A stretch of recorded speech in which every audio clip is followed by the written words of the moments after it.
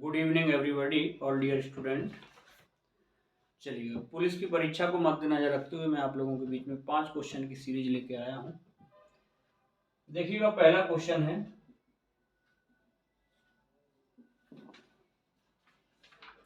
ढाई सौ मीटर लंबी एक रेलगाड़ी 250 मीटर लंबी एक रेलगाड़ी 250 मीटर लंबी एक रेलगाड़ी सिग्नल पर खड़े एक व्यक्ति को सिग्नल पर खड़े एक व्यक्ति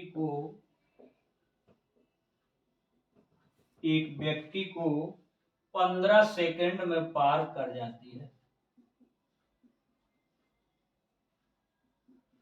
15 सेकंड में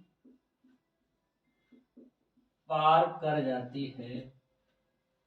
250 मीटर लंबी एक रेलगाड़ी सिग्नल पर खड़े एक व्यक्ति को 15 सेकंड में पार कर जाती है। फिर बताया गया है, तो रेलगाड़ी की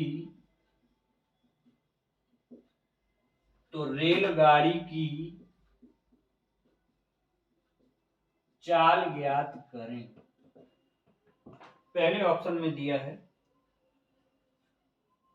56 किलोमीटर प्रति घंटा, बी ऑप्शन में दिया हुआ है 64 किलोमीटर प्रति घंटा, सी ऑप्शन में दिया है 60 किलोमीटर प्रति घंटा और डी ऑप्शन में लिखा है 62 किलोमीटर प्रति घंटा। ओके, देखिएगा, सबसे पहले 250 मीटर लंबी एक रेलगाड़ी सिग्नल पर खड़े एक व्यक्ति को 15 सेकंड में पार कर जाती है, तो रेलगाड़ी की चाल ज्ञात करें। तो वी नो दैट, हम जानते हैं चाल बराबर के, चाल बराबर सबसे पहले जानिएगा, चाल बराबर होता है दूरी बटे समय। यदि दूरी में समय का भाग दे दिया जाए तो वो चाल बन जाती है। अब यहाँ पर रेलगाड़ी और कैंडिडेट है, तो इस टॉपिक का नाम होगा जब एक रेलगाड़ी लंबाई रहित स्थिर लक्ष्य को पार करे। लंबाई जिसकी ना हो उस लक्ष्य को यदि पार करे तो रेलगाड़ी की लंबाई ही दूरी का काम करती है। इस बात को ध्यान में रखना है। जब एक रेलगाड़ी लंबाई रहित स्थिर लक्ष्य को, और वो स्थिर लक्ष्य यानी कि चलायमान ना हो, तो यहाँ पर व्यक्ति खड़ा हुआ है और रेलगाड़ी के अकॉर्डिंग व्यक्ति की लंबाई एकदम नगण्य होगी।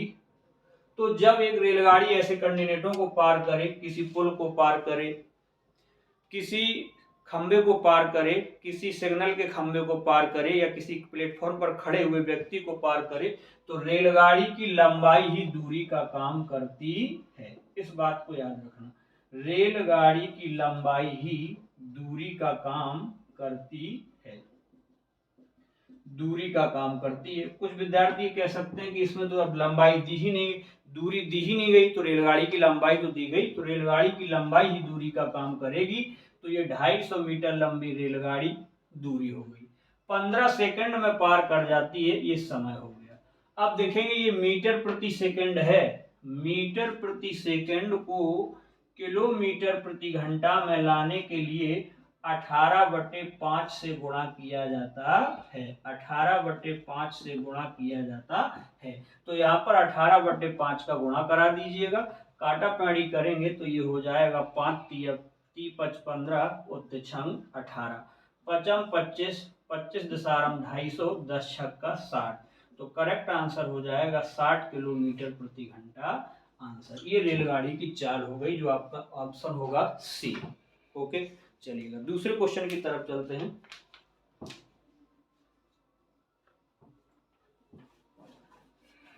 जब एक रेलगाड़ी किसी स्थिर लंबाई रहित व्यक्ति को पार करती है या लंबाई रहित स्थिर लक्ष्य को पार करती है, तो रेलगाड़ी की लंबाई ही दूरी का काम करती है।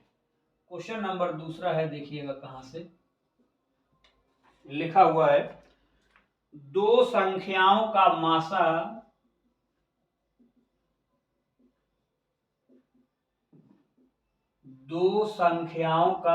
मासा कहिए या महत्तम समावर्तक 11 तथा लासा अर्थात लघुत्तम समावर्तक 7700 है, दो संख्याओं का मासा 11 तथा लघुत्तम समावर्तक लासा 7700 है। यदि इनमें से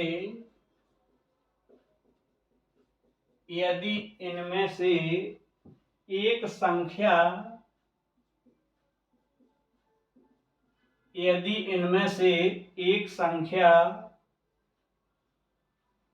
275 हो तो दूसरी संख्या ज्ञात करें। दूसरी संख्या ज्ञात करें। पहले ऑप्शन में दिया है 328, बी ऑप्शन में दिया हुआ है 298, सी ऑप्शन में दिया हुआ है 398 और डी ऑप्शन में दिया हुआ है 308। That is clear. आप लोग कमेंट में ऑप्शन अगर आपको आ जाता है हमसे पहले तो आप आंसर दे सकते हैं। ओके, देखिएगा इसके लिए तो एक रट्टा मार लासा मासा चैप्टर में एक सूत्र बताया जाता है, सीधा सीधा पहली संख्या गुणित दूसरी संख्या बराबर के होता है लासा गुणित के मासा। पहली संख्या गुणित दूसरी संख्या बराबर के लासा गुणित मासा। तो पहली संख्या हमें दी गई है 275, दूसरी संख्या हमें फाइंड करना है, बराबर के लासा दिया है 7700 और मासा दिया हुआ है 11 अर्थात 11। तो दूसरी संख्या बराबर हम देखेंगे 7700 गुणित के 11 और बटे में पहली संख्या आ जाएगी 275। अब हमें काटा पैड़ी कर लेनी है, तो 11 दूनी 22 हो गया, 11 पचे 55, नीचे का मान 25 हो गया। तो ये जब देखेंगे तो 55 25 हो जाएगा और ये हो जाएगा 5 एकम 5, 5 तिया 15, 55 25 और ये हो जाएगा 5 को 20, 1540 और नीचे 5, 5 तिया 15। अब देखो यहाँ पर 4 है, 5 का भाग जा नहीं रहा, तो यहाँ पर एक विशेष भाग होता है भाग नाष्टम बिंदी। अधिकांश स्टूडेंटों पे गलती यहीं पर होती है। 5 तिया 15 पूरा पूरा चला गया, अब आगे का अंक 4 है जो 5 से कम है, यानी कि भाजक से कम है, तो हम भाग नहीं जा रहा, भागनाष्टम बिंदी लेंगे तब आगे का अंक लिया, तो आगे का अंक बन गया 0, तो 5 40। तो करेक्ट आंसर हमारा हो जाएगा दूसरी संख्या बराबर 308, जो कि ऑप्शन होगा डी। ठीक, तो इस क्वेश्चन के लिए याद रखिएगा पहली संख्या गुणित दूसरी संख्या बराबर लासा गुणित मासा। अगर इस सूत्र में 4 घटक हैं तो यहाँ से 3 तरह के सवाल बन सकते हैं, कोई 3 आपको दे दिए जाएंगे, उनमें से एक पूछ लिया जाएगा। ओके, क्वेश्चन नंबर तीसरा,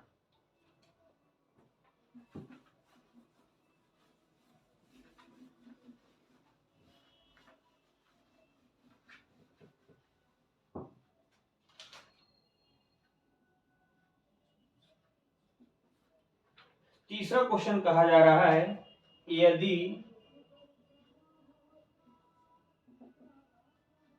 A अनुपाते B बराबर 3:4 तथा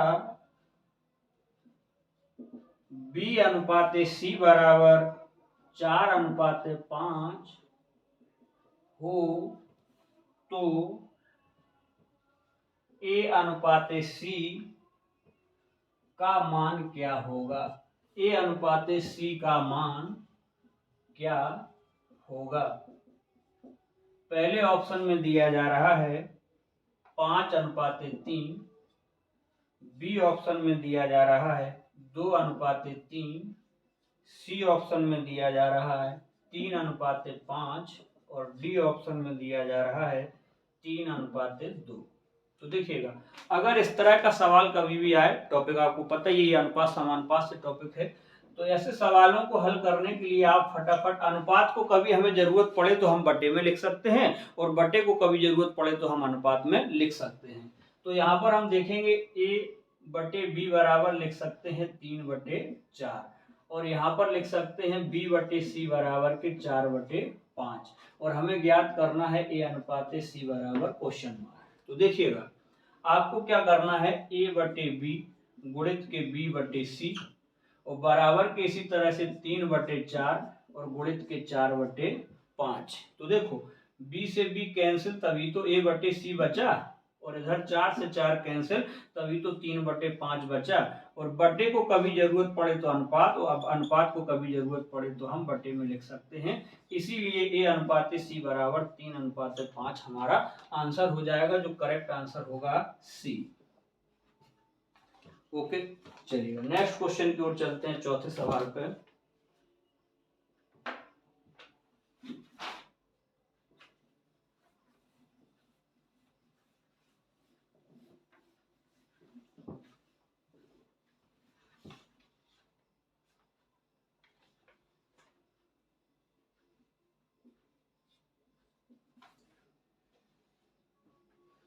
चौथा सवाल है, किसी वस्तु पर दो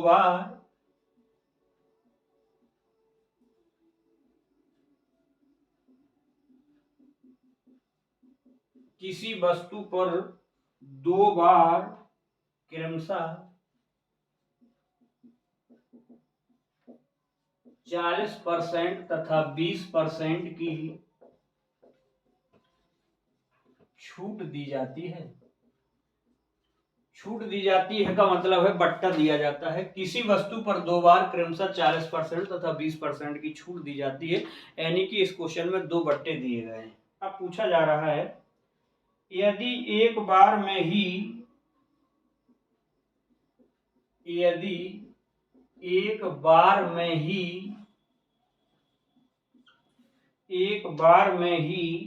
छूट देनी हो तो उसका मान क्या होगा? तो देखो, भाषा शैली थोड़ा बढ़ा करके इन्होंने क्वेश्चन को बना दिया है, लेकिन क्वेश्चन है समतुल्य बट्टा पर आधारित। पहले ऑप्शन में लिखा है क्या 50% होगा, बी में लिखा हुआ है क्या 60% होगा, सी में लिखा हुआ है क्या 52% होगा, और डी में लिखा हुआ है क्या 62 अर्थात 62% होगा। तो समतुल्य बट्टा पर आधारित क्वेश्चन बट्टा चैप्टर से अधिकांश परीक्षाओं में पूछा जाता है। लगभग अगर बट्टा चैप्टर से क्वेश्चन आता है तो यही पूछा जाता है। टेट सुपर टेट में भी पूछा जाता है। तो ऐसे सवालों को हल करने के लिए आप एमएस रूल के मुताबिक एक कंसेप्ट याद रखिएगा। अगर जब क्रम से दो बट्टे दिए गए हों तो समतुल्य बट्टा पूछा जाए या एकल बट्टा कह दिया जाए या इस तरह से कह दिया जाए, तो इसके लिए याद रखिएगा माइनस के d1 माइनस के d2 और प्लस के d1 मल्टीपल d2 बटे 100। इसे रामबाण सूत्र कह सकते हैं परसेंटेज चैप्टर के अकॉर्डिंग। माइनस चिन्ह यहाँ पर ये दर्शाएगा कि ये बट्टा है। तो देखिएगा कैसे, पहला वैल्यू दिया हुआ है 40 माइनस का, माइनस के 20, माइनस माइनस प्लस हो जाते हैं, तो 40 गुणित के 20 बटे 100, माइनस माइनस जुड़ेगा, चिन्ह माइनस का रहेगा, तो माइनस के 60 प्लस 0 0 0 0 4 दूनी 8, 60 में से 8 गया तो माइनस के 52 बचेंगे, क्योंकि माइनस की संख्या बड़ी है। और यहाँ पर माइनस चिन्ह से तुम्हें घबराना नहीं है, हम आपको बता रहे हैं कि माइनस चिन्ह यह दर्शा रहा है कि ये बट्टा है। तो माइनस का 52% तो ऑप्शन में लिखा नहीं होगा, माइनस चिन्ह तो हम आपको बता रहे हैं, तो आपका आंसर हो जाएगा सी, 52% आपका समतुल्य बट्टा होगा या एक छूट होगी। ओके, क्वेश्चन नंबर 5 पे चलते हैं।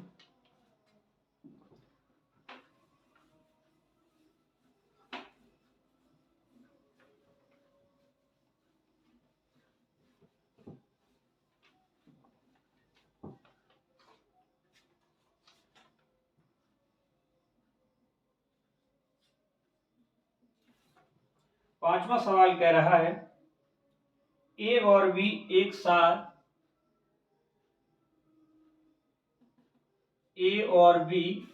साथ एक काम को 12 दिन में कर सकते हैं। क्वेश्चन की भाषा शैली हम नहीं लिख रहे हैं। बी और सी एक साथ एक काम को 15 दिनों में कर सकते हैं।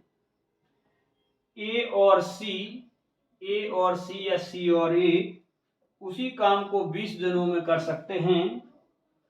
तो बताइए ए और बी और सी मिलकर के उसी काम को कितने दिन में करेंगे। ये क्वेश्चन की भाषा शैली हो गई, शॉर्टकट में लिखेंगे तो ज्यादा समय लगेगा। पहले ऑप्शन में दिया हुआ है 5 दिन, बी ऑप्शन में दिया हुआ है 4 दिन, सी ऑप्शन में दिया हुआ है 10 दिन और डी ऑप्शन में दिया गया है 8 दिन। तो ये भी क्वेश्चन आप लोगों के बीच में वर्क एंड टाइम से है, कार्य और समय। कुछ चैप्टर निश्चित हैं जो पेपर में आने ही आने हैं पुलिस की परीक्षा में। एक क्वेश्चन साधारण व्यास से होगा, एक क्वेश्चन चक्रवृद्धि व्यास से होगा, एक क्वेश्चन वर्क एंड टाइम से होगा, परसेंटेज से 2 हो सकते हैं, लाभ हानि से भी 2 हो सकते हैं, बट्टा से एक क्वेश्चन 100% होगा। तो इस तरह से हम लोगों को जल्दी जल्दी पढ़ाई कर लेनी है। ए और बी मिलकर किसी काम को 12 दिन में कर लेते हैं, बी और सी मिलकर उसी काम को 15 दिन में कर लेते हैं, जबकि सी और ए अर्थात ए और सी मिलकर के उसी काम को 20 दिन में कर लेते हैं। तो ये कह दिया गया, तो ए बी सी तीनों मिलकर के उस काम को करें तो काम कितने दिनों में होगा। कंसेप्ट के मुताबिक अगर देखा जाए तो इस टॉपिक का नाम होता है वर्क एंड टाइम में जोड़े पर आधारित प्रश्न। तो देखिएगा, जोड़े पर आधारित सवालों को हल करने के लिए ए और बी मिलकर के उसी काम को 12 दिन में करते हैं, बी और सी मिलकर के 15 दिन में करते हैं, और ए और सी मिलकर के 20 दिन में करते हैं। ऐसे सवालों को हल करने के लिए हम समयों का ले लेते हैं लासा। समयों का क्या ले लेते हैं? लासा। अब समयों का लासा होगा यहाँ पर 60। यही हमारा कुल काम बन जाता है। क्या बन जाता है? कुल काम बन जाता है, अर्थात टोटल वर्क। ये काम, अब जैसे ये लासा आया या काम आया, इसी लासा में, इसी काम में हम नंबर से समयों का भाग देंगे तो जो वैल्यू मिलेगी, जो भागफल मिलेगा, वो हमारी क्षमता कहलाएगा। तो देखिएगा 12 पंचे 60, ये हो गई ए प्लस बी की क्षमता, और इसके बाद 15 चौको 60, तो ये हो गई बी और सी की क्षमता, और ए 20 या 60 होता है तो ये हो गई ए और सी की क्षमता।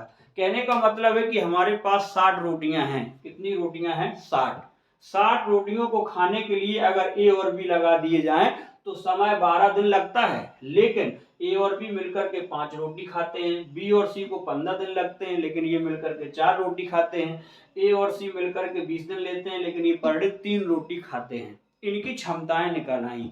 अब क्वेश्चन ये कह रहा है कि ए बी और सी मिलकर के तीनों ये काम अकेले कितने दिन में कर लेंगे। तो देखिएगा, आप अगर बेसिक पद्धति से यहाँ देखना चाहेंगे तो ए प्लस के बी प्लस के बी प्लस के सी प्लस के सी प्लस के ए बराबर की क्षमताएं इनकी हो गई 5 4 9 9 3 12। लेकिन ए देखो 2 बार आया है, बी भी 2 बार आया है, सी भी 2 बार आया है, तो 2a प्लस के 2b प्लस के 2c बराबर 5 4 9 3 12। अब यहाँ से 2 बाहर ले लेंगे तो a प्लस का b प्लस का c बराबर के 12, 2 छक 12 करेंगे तो a प्लस b यानी कि तीनों की मिलकर के क्षमता कितनी आ गई? 6। अब ये तीनों मिलकर के अगर एक साथ बैठ जाएं थाली में तो एक बार में 6 रोटी खाएंगे, तो रोटी टोटल अपने पास है कितनी? 60। तो तीनों मिलकर के कितना काम करेंगे? 60 रोटी खाने के लिए। तो हम 60 में 6 का भाग दे देंगे, 6 उधम 60। तो कितना दिन लगेगा भाई? 10 दिन में ये काम हमारा समाप्त हो जाएगा। तो यहाँ पर करेक्ट आंसर हमारा हो जाएगा सी। ओके। अब देखो, अगर आपको ये इतना a plus B plus B plus C plus C C plus A नहीं लिखना है तो इसके लिए एक कंसेप्ट याद रखिएगा, एमएस रूल के मुताबिक, और यहाँ पर जो हम बात बता रहे हैं वो याद रखिएगा। जल्दी से आपका 1-2 लाइनें लिखने का बचेगा। जोड़े पर आधारित प्रश्नों को हल करने के लिए हम सर्वप्रथम समयों का लासा ले लेते हैं। वही लासा हमारा टोटल काम होता है, और हम लासा में समयों का नंबर से भाग देंगे। जो भागफल प्राप्त होता है वो हमारी क्षमताएं कहलाती हैं। और जैसे ही क्षमताएं मिल जाएं तो आप क्या करिएगा? क्षमताओं को फटाफट जोड़ लीजिएगा। अगर तीनों एक साथ मिलकर के पूछा जाए तो 5 4 9 3 12। अब जोड़े पर आधारित है ना, तो टोटल काम जो लासा आपका 60 आया है, इसको आप अपने मन से डबल कर देना, 60 दूनी 120। बस यहीं पर काट दीजिए, 12 दशहरा में 120, और करेक्ट आंसर हो जाएगा 10 दिन। इस बात को भी याद रखना, नहीं ये तो फिर आपको रखना ही रखना है। ठीक है, ओके, थैंक यू।